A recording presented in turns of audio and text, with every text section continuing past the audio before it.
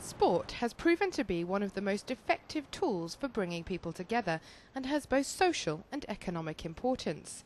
As Europe prepares to ratify the Lisbon Treaty, the UK Central Council for Physical Recreation hosted a special event at the famous Oval Cricket Ground.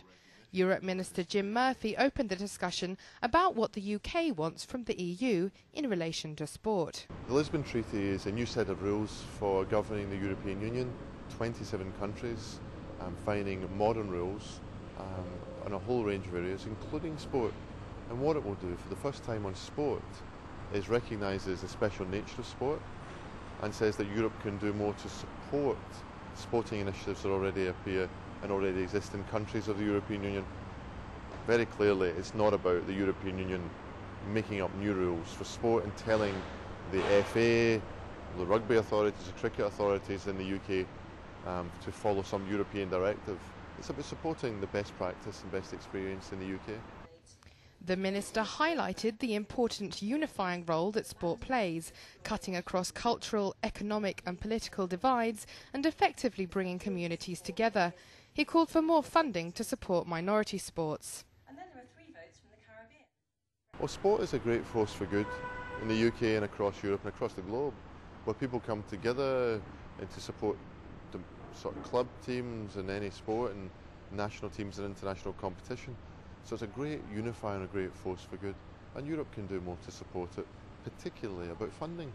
Let's see if we can get specific funding towards some of those sports that perhaps are in real need of that new funding. I think Europe's a new source of potential funding in the future, and that's important. Sport crosses into health and youth culture and can be used effectively to stimulate and motivate the next generation. With a host of opportunities in the international sporting arena, now is a great time to inspire young people across Europe. It's a fascinating time for sport with Euro 2008 Football World Cup, with the cricket test matches on at the moment, with the Olympics on the horizon, with so many other things happening, perhaps lower profile but nevertheless phenomenally important. This weekend I'll be at Speedway in Glasgow again. So sport, the kind of remarkable way in which it impacts every part of British life. But it can do more. There's some great things happening, but it can do more to support youngsters who perhaps are switched off by education.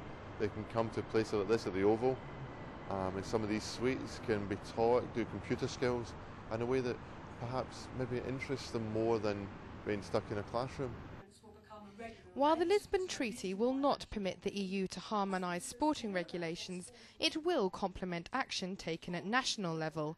More importantly, it will allow EU institutions to recognise the special nature of sport, ensuring that it does not fall victim to wider EU legislation.